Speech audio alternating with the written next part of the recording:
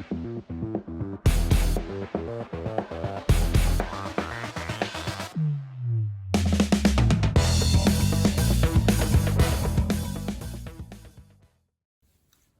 guys, thanks for tuning back in. Today I've got a topic that really seems to be a hot button issue for some people, and it's an issue that I see arise almost every time I watch tournament fishing on television or on YouTube or whatever I'm watching the video on. It just flabbergasts me the differences in processes of anglers from the local level all the way up to the professional level. And it's not a difference between local or the lower level to professional level. The people at the professional level, in my opinion, are making every bit the same mistakes as individuals at the lower level. And honestly, I think it's more important at the professional level where you do, ounces can lead to thousands of dollars. So when you see an angler make a error in this field, it's just kind of unexcusable. And specifically, I'm talking about the culling process. The culling process is the act of replacing small fish in your live well with larger fish. So in most tournaments, you're allowed to weigh 5 fish. You want to weigh your 5 biggest fish so that you have the highest total weight possible. And the culling process is geared toward 2 things. Obviously, weighing the 5 biggest fish, so finding out which fish is bigger than the next. And almost as importantly, it's fish care. Most tournaments will penalize you if you weigh in a dead fish. So you want to bring in the five lively fish so you don't get penalized for a dead fish penalty. And therefore, your fish care is as important as figuring out which fish are bigger. And the act of culling, in my opinion, is what I would consider a controllable variable when you're on the water. The majority of our time out fishing, we have uncontrolled variables. So there's very few that you truly can control as an angler. And culling is one of those controllables. There's really no excuse for not making a correct cull. There's no reason to let go a fish that actually was bigger than one of the other fish that you have. The same thing can be said for taking care of your fish. Obviously, there are times fish will die based on being gut hooked or, just some fish just, I feel like, have a heart attack and die. But when I watch people cull, there's times I go, you're putting a lot of unneeded stress on those fish, which is potentially going to lead to a higher mortality rate. And so that's what I want to talk about today. I'm going to go through my process and then kind of, call out some of the other processes that I see. So specifically for me, I think there is no reason at all to put a cull buoy on a fish until you have a limit of fish in your live well. So if the limit's 5, I will not put any cull buoys, like these TH Marine Conservation ones. I will not put any sort of clip on my fish until I've gotten to the point where I know I need to start weighing my fish or determining which ones are bigger, because I can't do it by eyesight. So, if I have 5 fish in my live well and one's a 12-incher and I catch a 2-pounder that's going to replace that 12-incher, I still will not put any cull clips on my fish because I know specifically that 12-incher is my smallest fish, so I'll release it. If I catch another keeper at that point, maybe now I've got, 6 fish that are all in the 2-pound range and I need to start figuring out which one is bigger. At that point, I'll go ahead and attach my cull clips. Once I've put the cull clips on, I'll weigh them with my scale, and then I enter in each of those weights into this board, which coincides to one of the colors on my TH Marine Conservation cull clips. The reason I don't put cull clips on to begin with is because you're adding undue stress to that fish. When you take your cull clip, and hopefully it's a non-puncturing cull clip, and clip it onto that fish's mouth, you're limiting the ability of that fish to breathe properly. Now, it's not going to have a huge impact, but anytime you add weight to their jaws, it becomes slightly harder for them to breathe and flush water through their gills.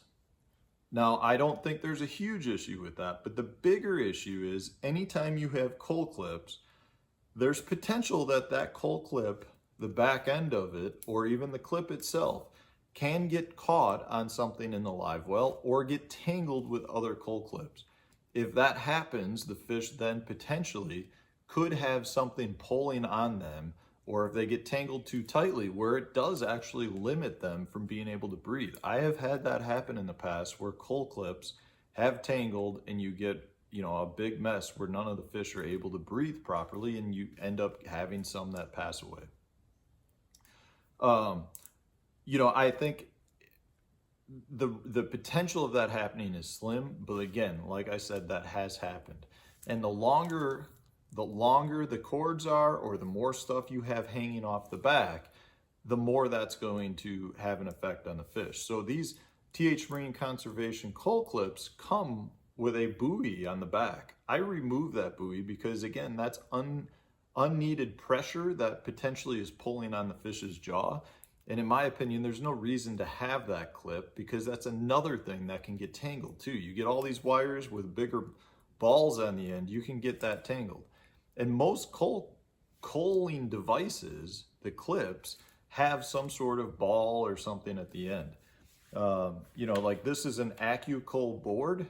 I believe that this comes with the AccuCull cull system, which has little bobbers on the end of theirs and then little knobs you can turn. And I used to really like those, but I ended up finding out that those would get tangled significantly, quite often actually. And because they're such big bobbers, I felt like they were really creating a lot of additional upward pull on the fish's jaw.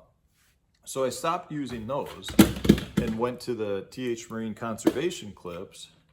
But I still use the board because I love the board. This is just something where once I weigh a fish, I say, okay, the green clip lines up with the green. And then what I really like is these are dials with numbers and they lock in place really well. So once I enter them in here, I don't have to worry about any sort of mistake in the weight.